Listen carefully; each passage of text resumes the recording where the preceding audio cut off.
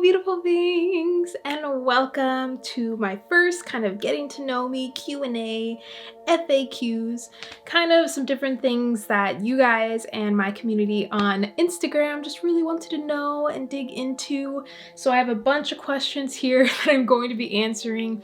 I'm going to start with the frequently asked questions that I get, and then I'll get into the deeper stuff because you guys gave me like very deep questions that we'll see how long it takes, but I'm gonna try and make them as concise as I can and maybe channel through some energy for you guys. We'll just kind of see what happens. I'm just excited to like sit here and talk about myself, which may sound weird, but at the same time, when we're on this spiritual journey, it's important to be comfortable with yourself and to love yourself, and this is something that my YouTube journey has really given me. I've been able to listen to myself and watch myself for almost a year now, and it's really, really transformative. So if you ever have a chance to do something like this, or just even something similar where you just put yourself out there and you're seeing yourself, you're listening to yourself, and you're watching yourself grow on a platform or just on something that you can really track, it's very, very powerful and extremely humbling,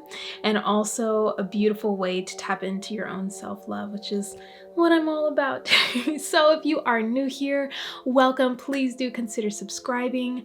I share a lot of yoga, meditations, light language, spirituality, and the whole sense of just igniting joy and truth and love in this beautiful way of just tapping into your heart and tapping into yourself. So welcome, and I'm excited to share with you a little bit about me, my journey, and what it is I'm sharing here on YouTube. So I'm gonna start with the frequently asked questions that I get on here as well as on Instagram. So how do you stay motivated, dedicated, and devoted to your spiritual practice? So this was something that took a little bit of time, and it's a roller coaster.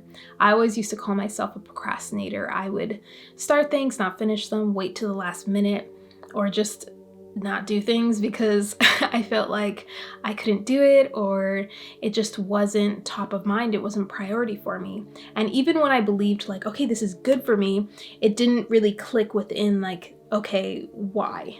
Why exactly am I doing this? And I think figuring out why and connecting with the feeling over and over and over again will help you kind of stay dedicated and devoted to a certain practice. Because the more that you feel it and the more that you allow your subconscious mind to like get used to this reprogramming of like, okay, yes, I'm gonna wake up every morning, I'm gonna breathe for a little bit, I'm gonna write down my dream, I'm going to do yoga, whatever it is, I'm gonna go make like a smoothie, I'm gonna breathe at night.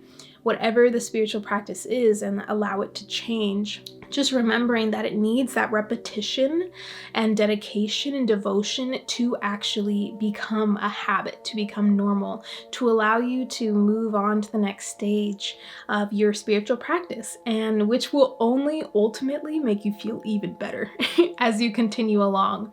So as far as staying motivated is really just coming back to the feeling over and over again. What is the one feeling that you have after your practice or during your practice? This feeling that we're all really striving for on a regular basis is this feeling of freedom, of love, of joy, of true gratitude in this place where, yes, I feel super happy and fulfilled, like feeling fulfilled. Tapping into that feeling whenever you can, it really does motivate. And when we're thinking spiritual practices, I also think like movement practices or like workouts and stuff like that. It's also remembering how important your body is and how much you truly care and love for yourself. So yes, we all get off track, but it's important to remember that your body, this vessel that you have, houses your energy. So yes, you can do all the energy practices you want, but it's also an energy practice to actually move your body, to work out, to challenge it, to walk, to connect with nature, to go out and have fun and travel and, do all that kind of stuff. So it's important to see that your spiritual practice as something more broad instead of just very linear, because that's not all that it is. So staying motivated is really about remembering. Remember what this feels like and why you were doing this. And that really helped me in the very, very beginning. I was doing it for different reasons. Your why will change At first, my why was really like I wanted to get my body stronger because I had major surgery on my hip at 16, and that opened me up to so many different things. I like had a dream and wrote a whole book, and I began doing yoga every single day, and then I became a yoga teacher, and I was teaching dance and cheer and all this kind of stuff. Like I felt that strength, and then I was like, okay, what's next? What can I do next? And when you actually see that turnaround in those results, and you reach your goals of being like, wow, I exceeded my goals, because that's normally what happens, you guys. We exceed our goals if we really look back at our accomplishments and where we were actually headed. We do exceed those goals. And when you are at that point where it's like, wow, you're looking back and you're like, dude, I did that. Okay, what can I do next for myself? And remembering that you, this vessel, and what you are is so, so important. Coming back to how important you are. And that's what really helps me stay motivated. It's hard for me not to do it now. It's hard for me to like forget about meditating in one day, or breathing, or just sitting with myself, or sitting with the angels and my guides and stuff like that. It's hard not to do that because it's a part of my life now. So make it a part of your life. If it's priority, do it first thing in the morning. Do you recommend meditation for anxiety? And how did you get into meditation? So I do highly recommend meditation for anxiety.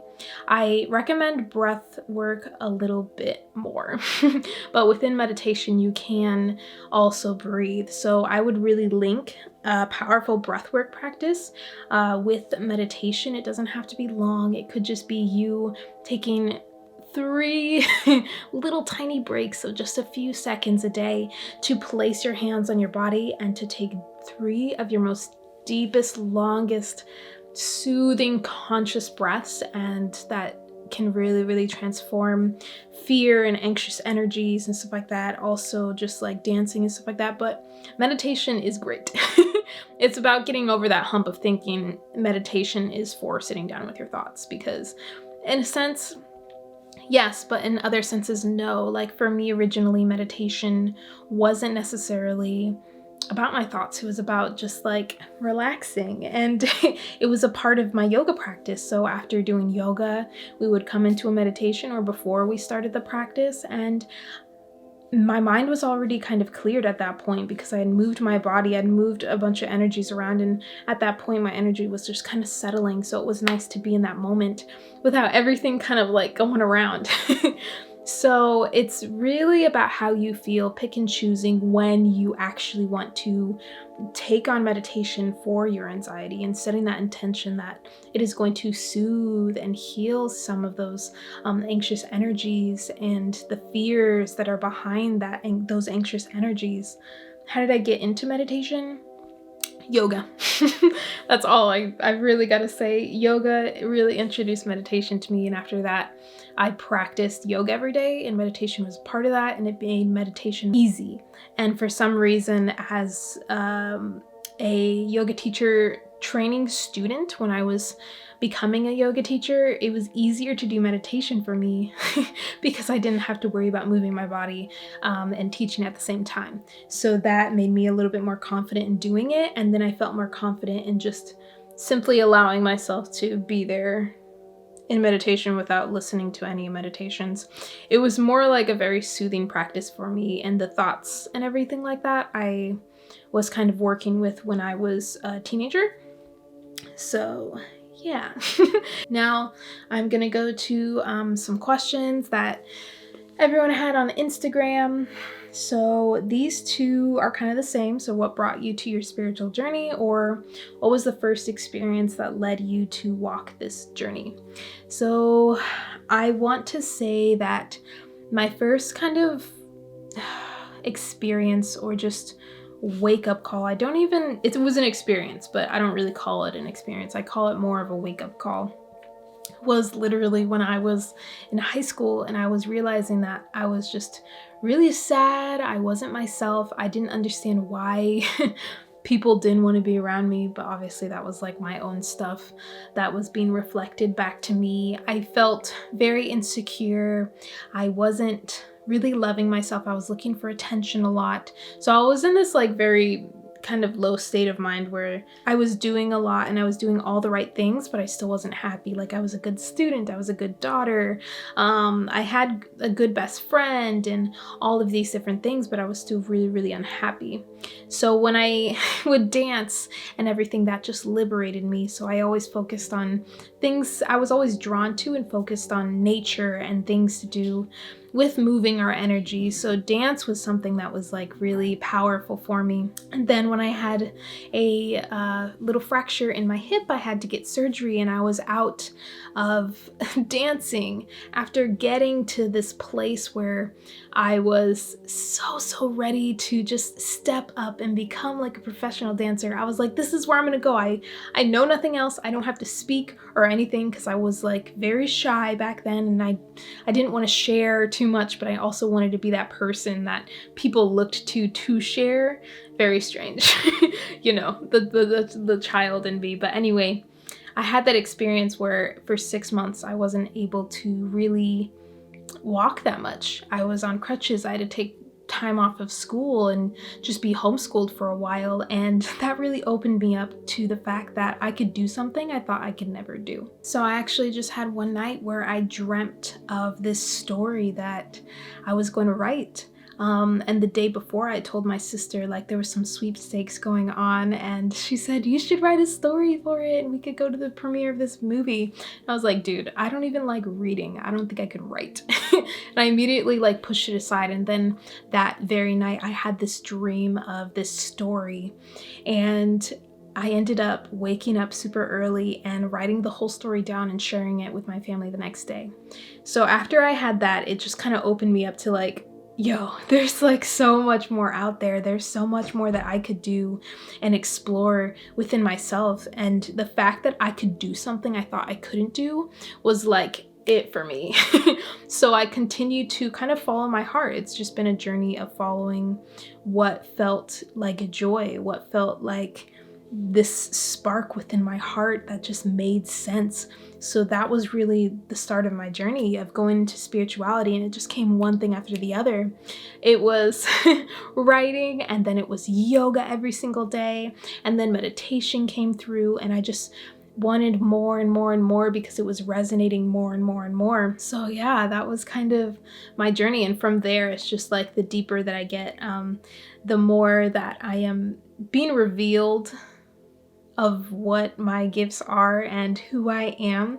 It's really about this journey to self, just becoming more authentic to myself. And to this day, I am still working on myself and really just trying to find the center point of like, yes, this is my heart and soul. And the more that I follow it, the more that I open up and the more abundant that we become. If I were to go even further back, I would say when I was 12 years old, I had my first real yoga class. I was the youngest person. I was I had to pick a class for this community theater group that I was in, and I chose yoga. And what really stuck with me was Shavasana. In the class, she would just turn on some music. It would be really soft. And then she would just kind of put some lavender on our shoulders and on our temples. And it was so soothing and relaxing. And she allowed us to lay there for as long as we wanted. And once she was done going one by one to each of us, we could choose to leave or just stay there for a couple more moments. And that was the experience I had that really just opened me up to this beauty of silence and being. And it was the closest thing at that age that I had to truly be myself.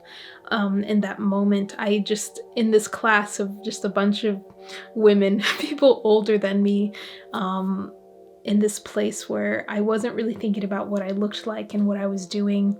And even in the moments where those thoughts did come up, I noticed that I was noticing them. I was noticing those thoughts, and I had the time and space to like be with them and see how I was kind of treating myself and how I was moving through being around other people.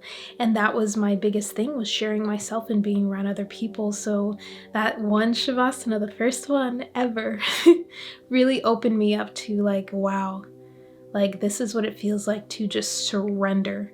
And that was something that I looked for in the wrong places for a little bit for a while actually, until I was out of high school and I actually really devoted myself to some practices. So yeah, I just wanted to share that as well. In what ways have you received downloads and messages? So in what ways? I mean, the one way, dreams, is one way that I receive kind of downloads and messages. I actually just really love interpreting my dreams, because they are sometimes metaphors for certain messages. Other times it's just like, entertainment or what have you. But that's one way that I receive messages and just like guidance from my guides or my ancestors or my angels. And then another way is through meditation. So sometimes when I get into like a deep trance meditation where I am connecting with my higher self, inner child, my guides or whatever, where I'm just like feeling this like flow, and I can't really describe it too much, but it's just like this involuntary movement and flow, and everything just becomes really still. That's when I kind of receive messages and downloads. Other ways, it's really just random. Just being aware, I'm able to kind of like receive whenever. I don't really have a choice. So I could be playing a game and then a thought comes through, or watching a video and a thought comes through, and I'm just like, whoa, this is like, I'm gonna write this, I'm gonna share this, or okay, hey, yeah, I need to get on live on Instagram and share this, or I need to pull up my camera and do something. So I'd like to try and keep everything kind of close. I always have my notebook with me. I always got my phone on full charge just in case I need to like film anything, because that's been my main way. I used to just mainly write, and now it's like a mix of both. What got you into tarot and how often do you pull cards? What got you into tarot and how often do you pull cards? So I do not read tarot. I like working with oracle cards. I have a bunch of oracle cards right here and a bunch on my wish list that I want to work with.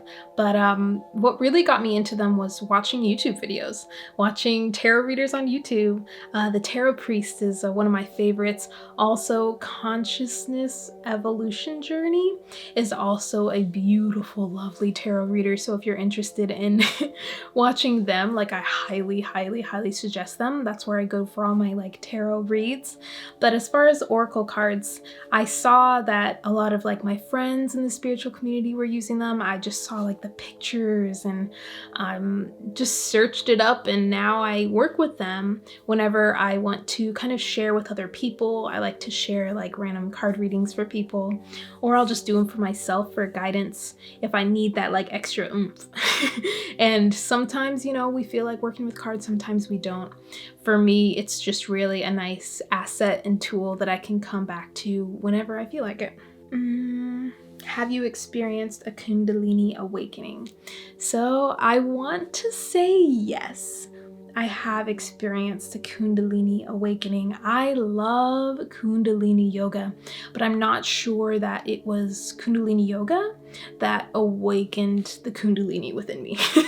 And the things that I know that I've felt in this way, because when I think of Kundalini awakening, I really just think of raising our vibration and opening up this channel of communication with source, or with the universe, with God, right? I would experience like headaches and just like a lot of energy through my body, on just like random surges of energy. It's not, it's intense, but it's not like super dramatic to where it's like, whoa, yeah, that was my Kundalini. Like some people have that, and we all have different experiences with our Kundalini awakening and stuff like that.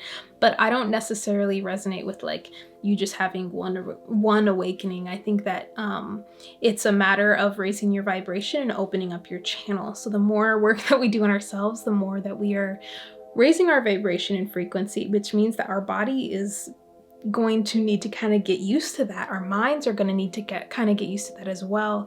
Receiving and just being connected in this beautiful way. It's awesome. And I highly suggest Kundalini yoga, because I know a lot of people awaken in that way. For me, it was just kind of like my path in life kind of did it. I don't know. My journey has been very mental, and I'm grateful for that, because I look back and I just see how synchronistic everything is, and just like seeing the protection that I've had is just incredible, and I've had amazing and crazy experiences that I just find gratitude in. So yes, I have. And my experience has been multiple times, I think, in this ascension process of sorts. So hopefully that kind of answers the question. When I attended your virtual Zoom full moon ritual, which I do some of those sometimes, you guys, you mentioned that your mom and your sister were in attendance as well. Have you always had that kind of support on your spiritual journey? I didn't share it as much, actually. I was the kid that like didn't open up about myself and certain things. It took me a very, very long time to open up and feel like it was okay for me to speak up about like what I was interested in. And even to this day, like I'm very selective with what I share, but I've always been very supported. I just didn't know that deep down. I thought that I had to be a certain way to like communicate and gain that support. So there was definitely support there, but I wasn't always open to receiving it. Has your whole family always been spiritual like that, or did you all learn and transform? So I feel like my lineage has always had like a healer or like witchy kind of spiritual stuff. You know words, but you know what I mean. Like I feel like we've kind of always been more on the spiritual side. We were or are Catholic, and that was kind of how I was raised a little bit, but my parents were still really open with, you know, our beliefs and allowed us to explore certain things.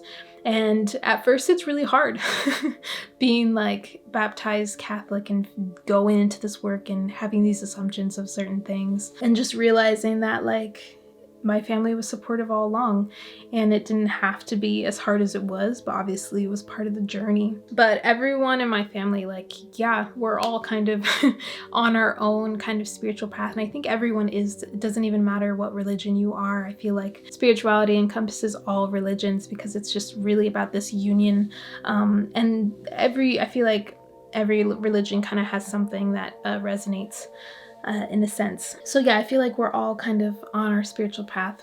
Not everyone has like a spiritual business like I want to do, but that doesn't mean they don't have a spiritual path and stuff like that. What advice do you have for people who don't have a support system like that, especially when it comes to someone who might come from a more strict or closed-minded household? So I want to say definitely, if you feel like people are more closed-minded and stuff like that, I thought the same thing. And that's why I didn't share anything. And I was so closed off for so long, and I was bottling down a lot of emotions and things that I wanted to share and say. So community is a huge factor, and the fact that we have just like virtual friends now and these online communities that we can become a part of to kind of share in this way is wonderful. I do think it is important, especially if you're living with anyone, to kind of share a little bit of what you're doing. I think it resonates with a lot of people, and I don't think it has to be like you sharing, I'm a starseed, I do this, like I channel light language, like, you know, all of that stuff, but like something in a way that would be more understandable, like, hey, I'm working on myself, just trying to feel better about myself so that others can see that and it's reflected back to me. Like there's just certain things that we can say in a certain way that just kind of resonates with people, and we can connect in that way, making it more simple. I like to really make spirituality simple, especially with the people around me. And then me, myself, or with any of you or anyone on Instagram, I can just be like totally out there. And it's really just discernment with certain people. And as far as like feeling like you don't have that support system, I really do suggest joining some communities online that feel really resonant with you, or connecting with certain people that maybe you don't necessarily know, or certain friends. It's important no matter what to have support, even if they don't exactly know what's going on. And that was kind of the support that I didn't realize I had when I was younger. When I was working on certain things, I didn't open up, so I didn't know that the support system was here all along. So hopefully that kind of helps you in a sense in just like seeing where is the support already, and just connecting in that way and remembering that not everyone needs to, especially with family and stuff like that, like not everyone needs to understand. And that doesn't mean there needs to be any turmoil or any discord in relationships at all. I don't think that necessarily has to be the case, especially when it comes to like this part of us. It's literally a part of us. It's part of life for us. It's our journey of life. So it's really important, and keeping that a secret is really, really tough and hard, and I know how that feels. Yeah, and just don't feel like you have to get it from family. Don't feel like you have to get it from family if you're not feeling it. But remembering that love always exists. Love lives here. Another one is someone wanted to know simple ways to protect and ground energy in the midst of unrest or destructive and draining energy. Protect your energy and ground your energy. So I love the way this was, simple ways to protect and ground energy. So simple ways is with intention. Intend to ground yourself in meditation with your breath. Our breath is such a powerful way to release energy and to balance energy. So I would really look into breathwork exercises. That's what I do. I also do like smudging, whether it be with like sage or with Palo Santo. I even have like this smudge spray that has tourmaline, black tourmaline in it. And I like shake it and like spray it around, especially when I wake up, to just kind of release the energies of my dreams. Another way is just going outside, and if you can't go outside, maybe listen to some rain, listen to the ocean. We have like so much, you guys, at hand. There are so many binaural beats and beautiful like soundscapes that we can listen to really kind of balance ourselves and ground ourselves. And as far as protection, what I like to do is, besides like clearing the energy, I'll clear the energy really quickly. I'll kind of tap into my breath, hold my hands on my heart. I'll set the intention to open up this kind of light shield to protect myself, or I'll just ask my guides or my angels, like, protect me. A mantra that is a Sanskrit mantra is Ad Gure Name, and this is a beautiful mantra for protection. I'll put it down in the description box below for you if you are interested in just something just to protect you and your energy. And it's remembering that you don't have to open yourself up to this. Remembering that, like, if you know you're around people that are draining, or situations, or if anything online is going on and you see it, like, notice how you feel and what you feel in your body. Being aware of what is going on within you is going to help you learn how to protect and ground yourself in that moment. So yeah, that's what I would suggest, is really like becoming aware of yourself, seeing how you can use your intention and your breath to kind of move things around when you're feeling that way. Soundscapes, binaural beats, ambient music, it's all over YouTube. Just look it up.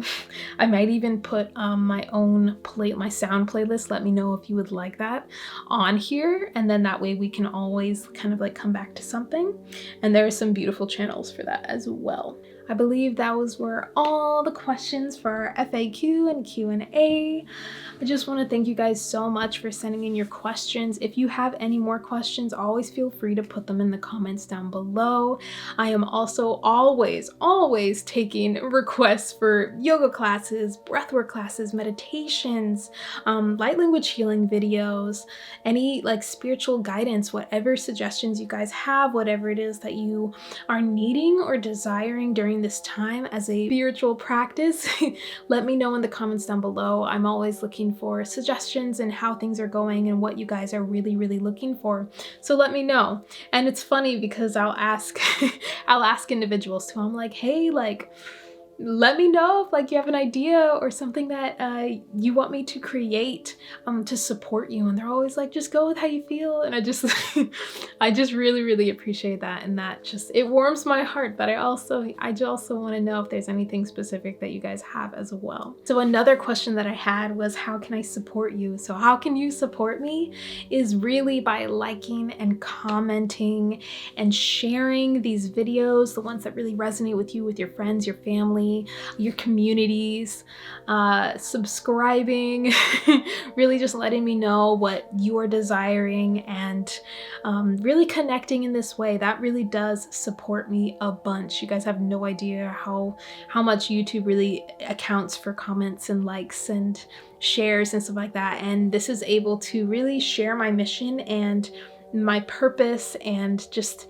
more joy, unity, and soul-aligned paths with other people, and just really creating this beautiful community. So I'm just really, really happy that you're here. And thanks to the one that asked that question. I truly, truly appreciate it. And I am taking all the support, and I'm giving you all the support back as well. Sending you guys so much love. As always, I will see you guys next week. Mwah.